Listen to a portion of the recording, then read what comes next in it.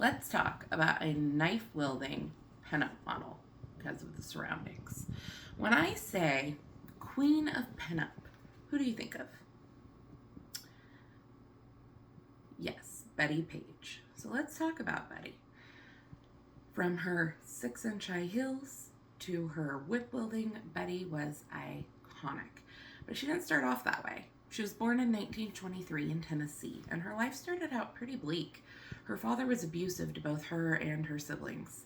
Despite that, she managed to get great grades in school, was on the debate team, graduated with her Bachelor of Arts, and was trying to get further in her education, but all of the boys were literally fawning over her to the point that she felt like she couldn't be in school. So she got a job as a secretary. Shortly thereafter, Betty realized she had big dreams to be a Hollywood star in LA. So she came down to California and tried to make it as an actress. It didn't really go well for her. So next she went on to New York, thinking she might do better in the theater. So she was taking acting classes, working as a secretary, being in pageants in New York, and she is walking around Coney Island one day when she runs into a police officer and photographer named Jerry Tibbs, who says, you're gorgeous. I want to photograph you. Help me work on my portfolio. I'll get you all done up. By the way, you should really do bangs so we can reduce that glare from your forehead. Rude. And she does it. At one point, Jerry Tibbs and some other photographers were out photographing Betty and other women topless on a farm, and they were all charged with public indecency. Betty was literally quoted on the stand as saying, "There's nothing indecent about my body." The charges were dropped, and all of them had to pay a fine of $5 each. So Betty made it really big as a pinup model, and eventually she started working with the Claw siblings. The Claw siblings ran a mail order business involving pinup pictures, but also BDSM pictures.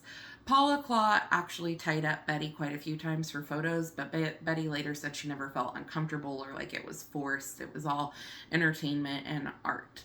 So, unfortunately, the Claws get wrapped up in this court case in which a father is alleging that because his son attempted to do the BDSM bondage that he saw in the photographs, he died.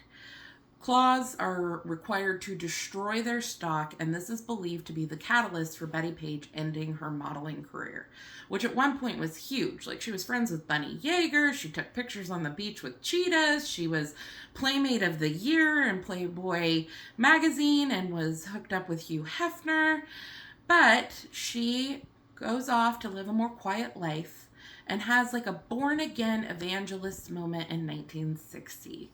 Shortly thereafter, she's at a Bible retreat brandishing a .22 pistol around. Police are called. Nobody really steps in to help, though. So next, she threatens her third husband, Henry, and his children, saying, "If you don't look at this picture of Jesus, I am going to rip your guts out."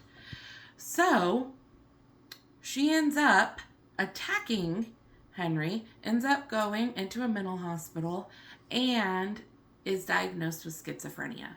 Rather than getting the help that she needs, she goes through a process of a lot of catch and release in this very same mental hospital. Right after she got out, there was another domestic disturbance with Henry. Police had her detained in a cop car. They caught her using a wire hanger inappropriately, and she opted to go back to the mental hospital rather than face criminal charges. Again, catch and release. Next, she attacks an elderly neighbor with a knife. The neighbor, though, was like ready to go and hit her over the head with a wrench, knocking her out. She ends up back in the mental hospital, and Henry ends up leaving her.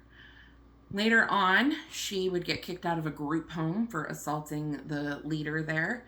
But worst of all was the case where she was renting an apartment from her landlady, and in a case of extreme religious delusion, she goes into the apartment, straddles her landlady. Landlady wakes up. She says, "I was inspired by God to kill you," and stabs her multiple times, even carving a Glasgow smile into her face. Police say the only reason the landlady survived this attack was because that Betty was using a bread knife instead of a butcher knife. Again, back in the mental hospital for 10 years because she's found not guilty by reason of insanity. But at no point is she actually really seeming to get help because these incidents just keep happening. During the time that she is in for this last stint, there is a comic book made where the main character is largely based off of Bettie Page. When she gets back out, she's very famous again all of a sudden, but she is not making any royalties from these huge collection of images that she posed for. So Hugh Hefner actually steps in and helps her. He gets her an agent. She starts making money off of her work. And she actually worked with him in Playboy up until 2005. Now, in 2008, she died at the age of 85. And it really is just a tragic story of mental health in this country and the way that we handle that. But Betty will forever be known as the Queen of Pinup.